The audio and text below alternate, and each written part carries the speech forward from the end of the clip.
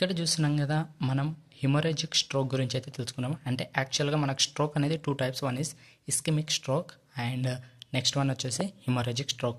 Ischaemic stroke కూడా నా వీడియోస్లో ఉంటుంది. ఒకవేళ దాని గురించి కావాలనుకుంటే మీరైతే నా వీడియోని చెక్ చేయొచ్చు. ఇప్పటి వరకు మీరు నా ఛానల్ని సబ్స్క్రైబ్ చేసుకున్నప్పుడు సబ్స్క్రైబ్ చేసుకోండి. ఇలాంటి మంచి కంటెంట్ కోసం నన్ను అయితే ఫాలో అవ్వండి. ఈరోజు మనం హిమోరేజిక్ స్ట్రోక్ గురించి అయితే తెలుసుకుందాం. హిమోరేజిక్ స్ట్రోక్ అంటే it is a life threatening medical condition where there is a loss of blood from the ruptured blood vessels in the brain. Okay, అంటే హిమోరేజిక్ స్ట్రోక్ అంటే ఏంటంటే బ్లడ్ అనేది లాస్ అవుతుంది. ఎక్కడి నుంచి? రప్చర్డ్ బ్లడ్ వెజల్స్ నుంచి బ్రెయిన్లో లాస్ అవుతుంది. దాన్ని హిమోరేజిక్ స్ట్రోక్ అని అంటాం. ఓకే, ఇంకా ఇక్కడ చూడండి, because of the loss of the blood the brain cells are starving for blood and oxygen. Okay, మనకు బ్లడ్ లాస్ కావడం వల్ల మనకు సెల్స్కి ఆక్సిజన్ బ్లడ్ అనేది సప్లై అవ్వదు. ఓకే, దానివల్ల మనకి ఇస్కెమిక్ స్ట్రోక్ అనేది వస్తుంది. The accumulated blood will create pressure on the part of the brain. Okay, ఏదైతే బ్లడ్ అనేది రిలీజ్ అవుతుందో అది అక్యుములేట్ అయ్యి ప్రెషర్ని క్రియేట్ చేస్తుంది ఎక్కడ? బ్రెయిన్లో. ఓకే, ఇక ఎపిడెమియాలజీ ఆఫ్ ద ఇస్కెమిక్ అది hemorrhagic stroke. All the reported cases of the stroke and hemorrhagic stroke constrict about 8 to 18% when compared to the ischemic stroke from the reported cases if medical attention was not taken immediately. Hemorrhagic stroke is very fatal. Okay, death అంటే ischaemic stroke వచ్చినప్పుడు అంత సివియర్గా లేకపోయినా హిమోరేజిక్ stroke వచ్చినప్పుడు మనమైతే డెత్ని అయితే expect చేయొద్దు, ఎందుకంటే ఇది life threatening condition. And next one వచ్చేస్తే ఇటియాలజీ, అంటే వేటి వల్ల మనకు హిమోరేజిక్ స్ట్రోక్ వస్తుంది. ఒకటి కార్డియక్ అన్యూరిజం, రెండోది using of blood thinning agent, and next one previous history of ischaemic stroke. ఒకవేళ ఇస్కెమిక్ స్ట్రోక్ వచ్చి దాన్ని మనం క్యూర్ చేయకుండా అలాగే వదిలేస్తే ఓకే మనకు హిమోరేజిక్ స్ట్రోక్ వచ్చే అవకాశాలు కూడా ఎక్కువగా ఉన్నాయి. అండ్ లాస్ట్ వన్ వచ్చి హెడ్ ఇంజురీ, ఇంటర్నల్ బ్లీడింగ్ వల్ల మనకి హెడ్ ఇంజురీ వల్ల మనకి హిమోరేజిక్ స్ట్రోక్ అయితే రావడానికి ఛాన్సెస్ అయితే ఎక్కువగా ఉన్నాయి. ఇక నెక్స్ట్ వన్ వచ్చేస్తే risk factors of the hemorrhagic stroke. ఇక్కడ చూస్తున్నారు hypertension and coagulopathy and vasculitis and amyloids and alcoholic and smoking consumption. ఇవి అయితే risk factors of the hemorrhagic stroke. ఇక హిమోరేజిక్ స్ట్రోక్ యొక్క ప్యాథోఫిజియాలజీ అంటే అది ఏ విధంగా మనకు వస్తుందో కంప్లీట్గా తెలుసుకోవాలంటే ఇది కొంచెం పెద్దదిగా ఉంటుంది, కానీ అర్థం చేసుకోండి, సింపుల్గా ఉంటుంది. And it is 2 types. One is primary and secondary అని ఉంటుంది. అండ్ ప్రైమరీ ఇంట్రాసెరిబ్రల్ హిమోరేజ్ అనేది 75% ఉంటుంది. And it is secondary cerebral hemorrhage అనేది 25% ఉంటుంది. ఓకే, ఈ 75% ఏదైతే ఉందో అది అగైన్ 3 టైప్స్ ఉంటుంది. ఒకటి cardiac amyloid deposition. Okay, deposition కావడం వల్ల losing of elasticity of the blood vessels అనేవి వాటి యొక్క ఎలాస్టిసిటీని లాస్ అవుతాయి. ఓకే, దానివల్ల ఏమవుతుంది మనకు rupture of weakening blood vessels అనేది అవుతుంది. ఓకే, ఎలాస్టిసిటీ అనేది లాస్ కావడం వల్ల. నెక్స్ట్ వన్ వచ్చేసి ఒకటి హైపర్ టెన్షన్ ద్వారా లిపోహైలైజేషన్ అవుతుంది. లిపోహైలైజేషన్ ద్వారా weakening of blood vessels week అయ్యి మనకైతే బ్లడ్ వెజల్స్ అనేటివి రప్చర్ అవ్వడానికి చాలా అవకాశం అయితే ఉంది. అండ్ నెక్స్ట్ వన్ వచ్చేసి అన్నోన్. ఇక 25% దానికి వస్తే మనం ఇక్కడ అబ్జర్వ్ చేస్తే ఇది 3 టైప్స్ ఉంటుంది. కార్డియక్ అన్యూరిజం ద్వారా ఏమవుతుంది? బల్జింగ్ ఆఫ్ బ్లడ్ వెజల్స్ అనేటివి బల్జ్ అయిపోతాయి. బల్జ్ కావడం వల్ల ఏమవుతుంది?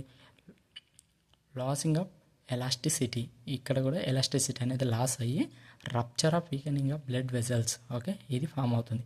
సెకండ్ వాజ్ మనం డ్రగ్స్ తీసుకోవడం వల్ల కూడా ఈ బ్లడ్ వెజల్స్ అనేటివి రప్చర్ అవ్వడానికి ఛాన్సెస్ ఉన్నాయి. ఇక థర్డ్ వన్ వచ్చేసి వాస్కులైటిస్ ఆర్ కోగులోపతి. వీటి వల్ల మనకు రప్చర్ అవ్వడానికి అయితే ఛాన్సెస్ ఉంది. ఒకవేళ రప్చర్ అయ్యాక ఏమవుతుంది? Accumulation of blood. రప్చర్ అయిపోయింది, బ్లడ్ అనేది బయటకు వచ్చిన తర్వాత ఏమవుతుంది? బ్లడ్ అనేది అక్యుములేట్ అయిపోతుంది. అక్యుములేట్ కావడం వల్ల ఏమవుతుంది? ఒకటేమో అనెరోబిక్ రెస్పిరేషన్ అవుతుంది, ఒకటేమో activation of coagulation factors and immunoglobulins అవుతుంది. ఓకే, దీనివల్ల నెక్రోసిస్ ఆఫ్ సెల్ అనేది అవుతుంది. అంటే సెల్ అనేది సెల్ అనేది బ్రేక్ అయిపోతుంది. దానివల్ల ఏమవుతుంది, మనకు హిమరేజిక్ స్ట్రోక్ అనేది వస్తుంది.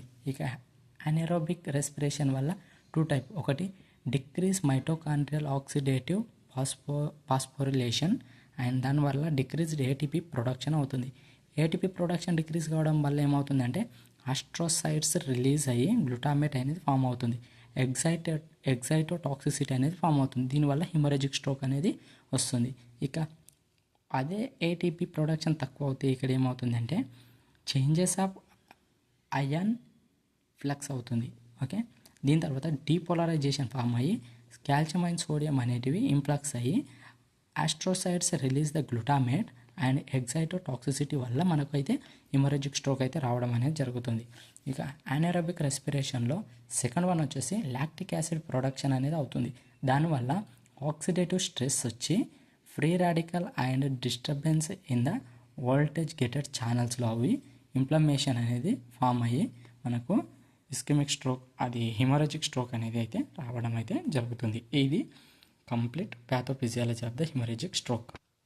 ఇక హిమరేజిక్ స్ట్రోక్ యొక్క మనము సైన్స్ అండ్ సిమ్టమ్స్ చూసుకుంటే ఇక్కడ మనకి చూస్తున్నాం కదా, anemia, headache, dizziness, confusion and photophobia and facial drop and vertigo, paralysis, aphasia, coma, convulsions అనేటివి అయితే మనం అబ్జర్వ్ చేయొచ్చు. ఇవి signs and symptoms in the hemorrhagic stroke. ఇక మనం డయాగ్నోసిస్కి వచ్చినట్టయితే CBP, clotting activation, imaging test, MRI and CT scan of the brain and non contrast CT అని చేయొచ్చు. ఒకటి ఎంఆర్ఏ చేయొచ్చు. ఎంఆర్ఏ అంటే magnetic resonance angiograph and MRV అంటే మ్యాగ్నెటిక్ రెజొనెన్స్ వీనోగ్రఫీ. ఓకే, మళ్ళీ ఎంఆర్ఐ వేరు. ఓకే, అండ్ ఇక ఫైనల్కి మనం వచ్చినట్టయితే ట్రీట్మెంట్. ఇక్కడ చూస్తున్నాగా ట్రీట్మెంట్ యాంటీ కన్వల్సన్స్ డ్రగ్స్ అయితే తీసుకుంటాం మనం హిమరేజిక్ స్ట్రోక్లో. అంటే డయాజెపమ్, లోరాజెపమ్, ఫినటాయిన్, ఇవి అయితే యాంటీ కన్వల్సన్స్. ఇక నెక్స్ట్ క్లాస్ వచ్చేస్తే మనకు యాంటీ హైపర్ టెన్సివ్లో మనకు ఏ క్లాసులు చూడొచ్చు, బీటా బ్లాకర్స్ కానీ, బీటా బ్లాకర్స్లో లాబెటలాల్, ఇస్మోలాల్, బిస్మోలాల్ అనే డ్రగ్స్ అయితే చూడొచ్చు. అండ్ నెక్స్ట్ క్లాస్ వచ్చేసి ఏఆర్బి బ్లాకర్స్, లొసార్టన్ అని చూడొచ్చు. అండ్ ఇక కాల్షియం ఛానల్ బ్లాకర్స్లో నికాడిపిన్ చూడొచ్చు, వాసోడైలేటర్స్లో హైడ్రాల్జిన్ చూడొచ్చు, సోడియం ఇంట్రోప్రసిడ్ చూడొచ్చు. ఇక ఏసీ ఇనిబిటార్లో మనమైతే రామిపిలిల్, ఇస్నోపిలిల్ అనే డ్రగ్స్ అయితే చూడొచ్చు. ఇక డయూరెటిక్స్ అయితే మనకు హైడ్రోక్లోరోథయాసైడ్ లేకపోతే మానిటాల్ అనేది చూడొచ్చు. ఈ మానిటాల్ అనేది ఆస్మాటిక్ డయూరెటిక్స్లో అయితే మనం అయితే అబ్జర్వ్ చేయొచ్చు. అనాల్జెసిక్స్ యాసిటమినోఫెన్ చేయొచ్చు. అండ్ హీమోస్టాటిక్స్లో promote clotting and blood components, frozen plasma and surgical profile and venostomy, evaluation of the hemolysis, ఇవైతే మనము ఈ ట్రీట్మెంట్ని అయితే మనము హిమరేజిక్ స్ట్రోక్లో అయితే క్లియర్గా చూడొచ్చు. ఇది మన కంప్లీట్ హిమరేజిక్ స్ట్రోక్.